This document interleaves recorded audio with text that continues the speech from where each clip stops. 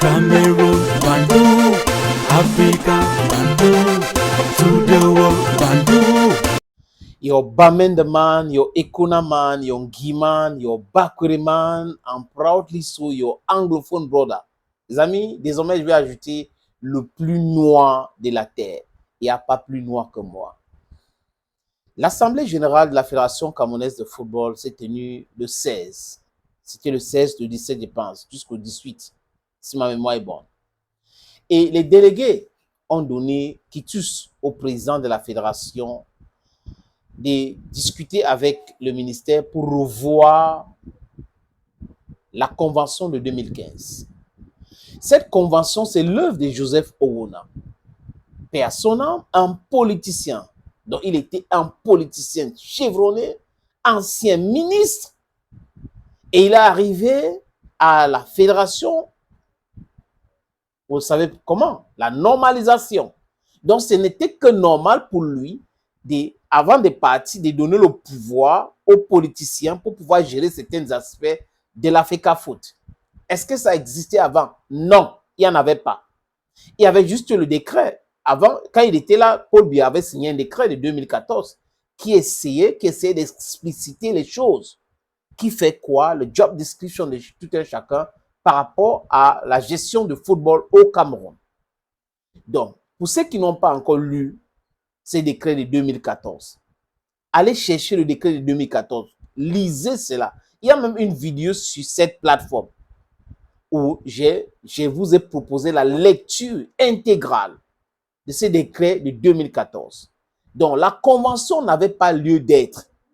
Mais Joseph Owona, en tant que politicien, Joseph Owona, en tant qu'ancien ministre, Joseph Owona a voulu, je répète encore, que l'État ou les politiciens, ce n'est pas l'État parce que l'État c'est tout le monde, que les politiciens retrouvent ce pouvoir-là qu'ils avaient perdu sur le recrutement des sélectionneurs et certains aspects dans le football. That was the goal of Joseph Owona.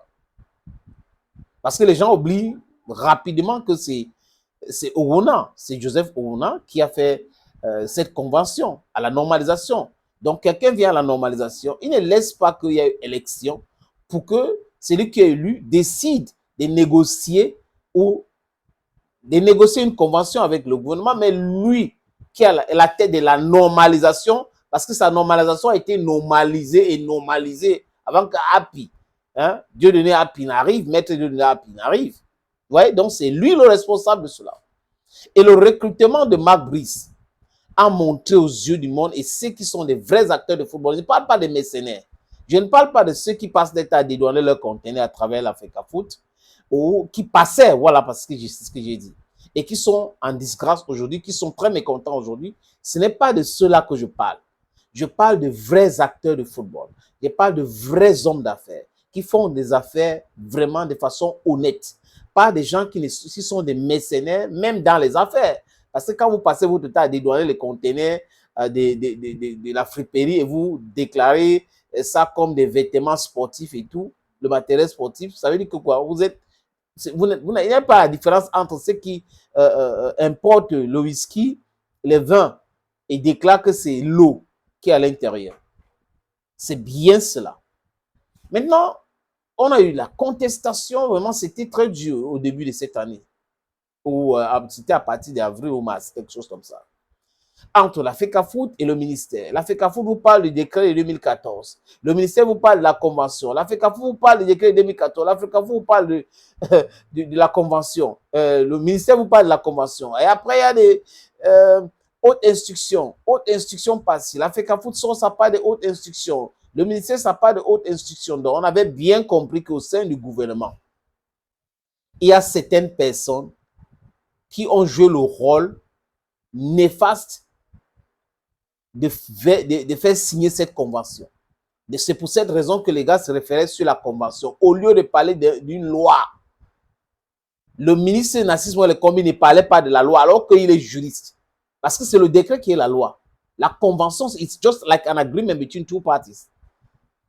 And if an agreement does not respect the rules and the laws of the land, that agreement is not valid. C'est pas moi qui le dis. Les juristes vont vous dire. C'est vrai que j'ai fait quelques temps... bon, bref, il n'y a même pas parlé de l'école. Ce n'est pas le plus important pour moi, les amis, parce que je pense que les gens peuvent utiliser leur cerveau et pas toutefois être conformistes. Aujourd'hui,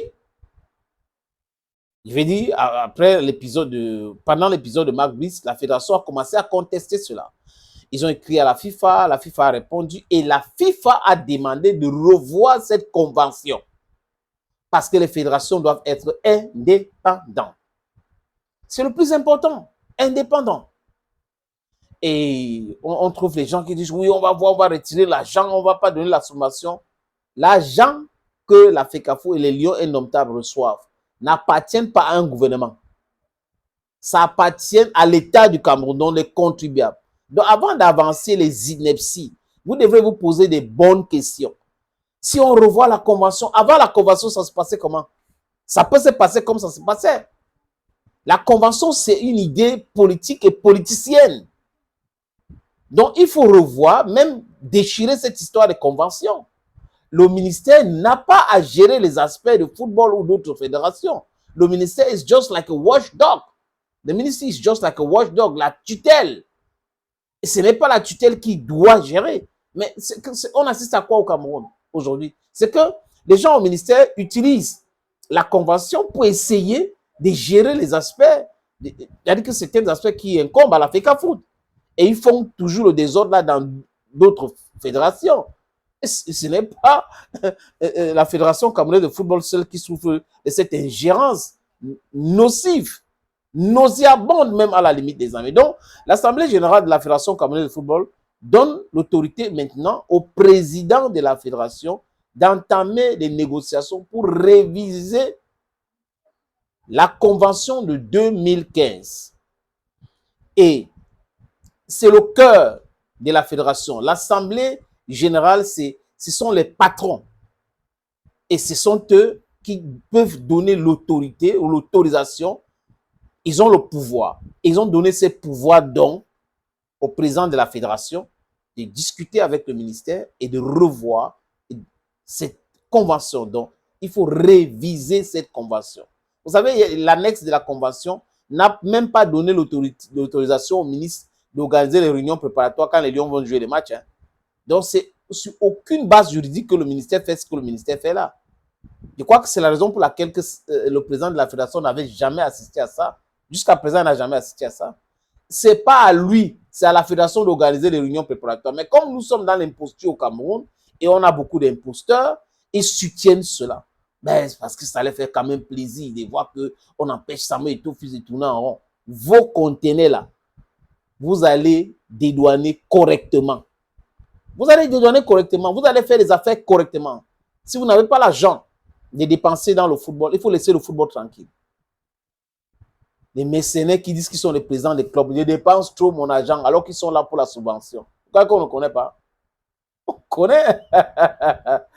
Merci les amis, c'est le plus noir de la terre. Le sénateur. Bye bye.